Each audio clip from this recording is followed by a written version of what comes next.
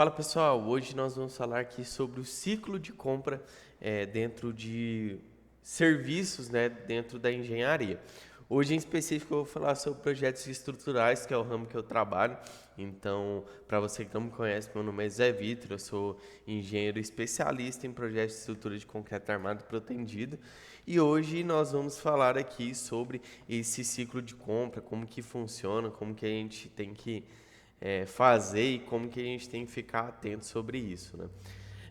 Hoje vocês estão vendo aí que tá um pouco diferente, né? Eu tô somente aqui no papel e na caneta, porque eu tive um probleminha aqui com a webcam e para não ficar sem vídeo nessas semanas, como nessa última semana e acabou ficando sem vídeo por conta disso, eu falei, cara, vou gravar do jeito que dá e até resolver esse probleminha com minha webcam. E aí a gente retoma aí nos próximos vídeos com essas informações ou com a webcam, né? Então vamos lá, começando aí ciclo de compra. Bom, a primeira informação que a gente tem que saber é para quem a gente vende. Então, a primeira informação que a gente tem que saber aqui, vou até colocar aqui de preto. Para quê? Para quem? Então, quem que a gente pode vender os nossos serviços aí dentro da engenharia? E como eu disse, eu vou trazer para o que eu tenho de experiência que é dentro dos projetos de estrutura e acaba se repetindo também para outros projetistas, o cara que trabalha com, por exemplo, incêndio, o cara que trabalha com hidrossanitária, elétrica, então isso acaba repetindo aí para vários nichos aí do mercado. Então a primeira pergunta que a gente tem que responder é para quem? Então hoje a gente tem um mercado de arquitetos e construtoras, que é o que a gente chama de B2B, e a gente tem o ramo também de pessoas físicas, que é o ramo que a gente fala de B2C. Então, um a gente vende para outras empresas e outro a gente vende para o proprietário final. Qual que é a diferença entre elas? A maior diferença que a gente tem é principalmente na comunicação que a gente vai falar com essas pessoas e também a recorrência de serviços, né? Então a gente parte do princípio aí que a pessoa física ela vai construir ali uma vez na vida, outra na morte. Até mesmo aquele cara que tem uma grana ali, às vezes o cara passa tanta raiva que ele faz uma obra ali por ano. Então fica ali a uma obra, aliás, não por ano, na vida, né? Uma obra na vida. Logicamente tem os caras que constroem recorrente, tem tudo isso, mas a principal diferença é que os arquitetos e as construtoras, o objetivo deles também é vender o serviço deles, né? Então eles precisam de ter clientes ali e tá sempre fazendo serviço. Então aqui a gente já vê uma diferença bem grande que é em quem a gente tem que gastar energia, né? Então, aqui fica claro para mim que em um lado aqui a gente conhece essas empresas, né? Porque a gente está no mercado e eles são as pessoas que têm ali a maior recorrência, porque eles também vendem o serviço deles, né? Então, como eu disse, existe uma diferença bem clara na comunicação que a gente tem. Então, por exemplo, para a pessoa física, às vezes a gente vai levar o projeto de estrutura ali com um benefício X. E para os arquitetos e para consultoras, a gente vai levar ali para um benefício Y. Por exemplo, o arquiteto ele gosta ali de trabalhar com a questão do vão livre, ele gosta de trabalhar com a questão da, do profissional não encher o saco do projeto dele, no sentido de, quero colocar um pilar no meio da garagem. Pô, ele não quer isso, sabe? Então a gente vende essa facilidade e esse poder de resolução. Já a construtora, ela quer ir mais pelo lado benéfico do dinheiro. Então, pô, enquanto ele quiser economizar, ele vai economizar. Tem cara aí que o cara compra diferentes tipos de cimento dentro da obra para economizar. O cara vai fazer uma calçada, compra um tipo de cimento.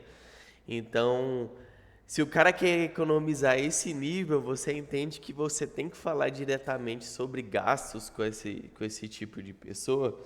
Então, existem formas de comunicar com essas empresas, né? E aí a pessoa física, se a gente for falar da comunicação, a gente tem que ali mostrar uma questão da facilidade da obra, mostrar que o cara não vai ter dor de cabeça, que o cara vai ter menos preocupação do que ele teria se ele fosse construir sozinho, né? Então, tem esses dois benefícios aí. Então, hoje eu vou falar aqui em específico dos arquitetos da construtora, que a gente vai falar do ciclo de compra. Então, quando a gente fala do ciclo de compra, a gente tem que entender um estágio, aliás, são 4 estágios que o cliente ele vai estar, e a gente tem que ficar esperto com isso. Isso é que eu aprendi com o Enson Portela, que foi o professor da minha pós-graduação aí. E, cara, faz muito sentido esses 4. Sempre o seu lead, sempre o seu cliente, ele vai estar em uma dessas quatro vertentes aqui. Ou seja, ela vai estar primeiro, cliente não te conhece e não tem demanda. Aí a segunda etapa, o cliente não te conhece e tem demanda. E a terceira etapa, o cliente te conhece e não tem demanda. E aqui, o cliente te conhece e tem demanda. Então, se a gente for ver, existe uma seta aqui bem clara, assim, de onde que a gente tem que retroalimentar esse sisteminha aqui. E eu vou explicar para vocês como é que funciona essa questão. Bom, primeira etapa, o cliente ele não te conhece e não tem demanda, ou seja, ele é a etapa aqui que a gente chama de um cara extremamente frio para a gente, né? Aqui entra o público frio. Então, quando a gente vai abordar essa pessoa, a gente não sabe ali se ele tem uma demanda para aquele momento, e a gente está no objetivo aqui de fazer a pessoa conhecer o nosso serviço.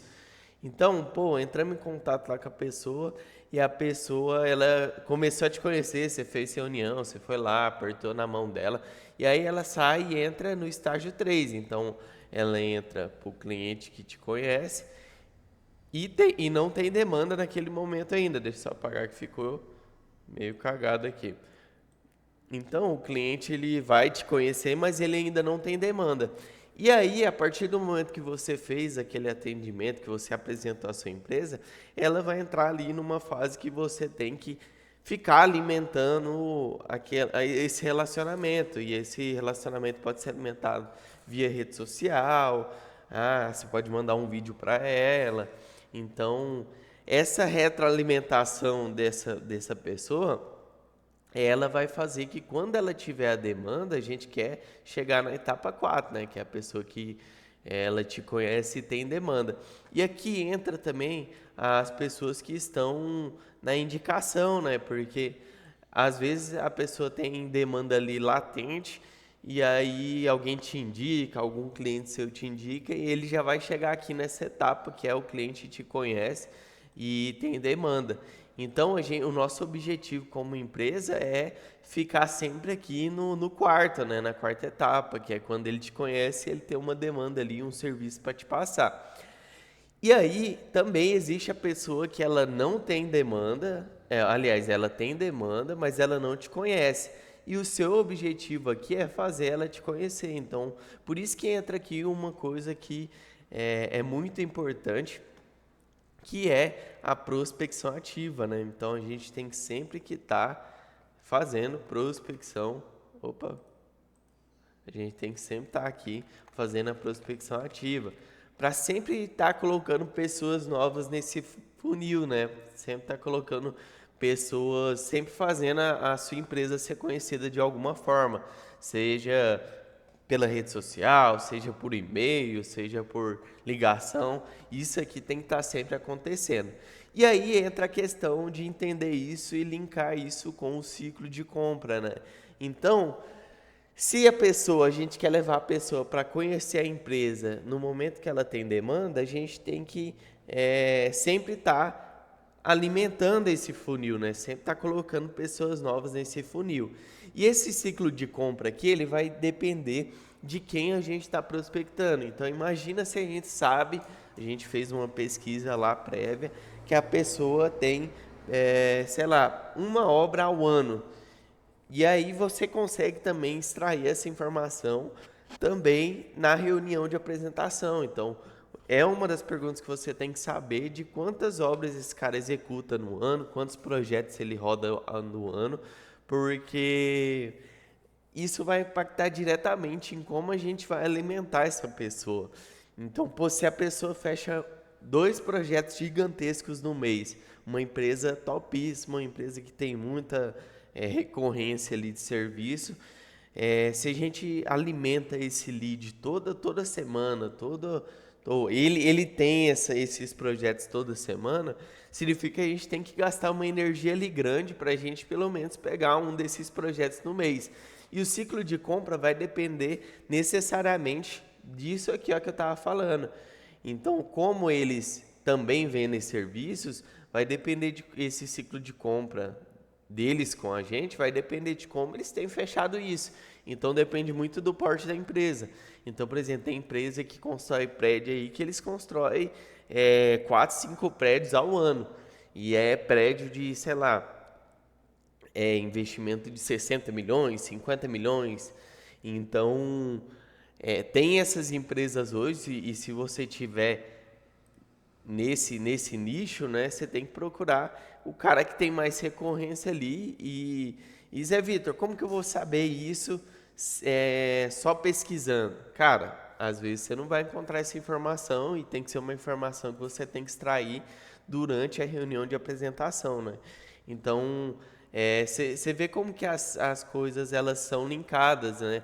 Então, aqui do público-alvo a gente identificou as etapas de onde o nosso cliente está, depois a gente descobriu o porquê da prospecção ativa, né? Por que a gente tem que estar sempre alimentando esse ecossistema aqui, essas 4 etapas, né? E a gente, daqui da prospecção ativa, a gente levou, ó, a setinha aqui, ó, a gente levou lá para a recorrência.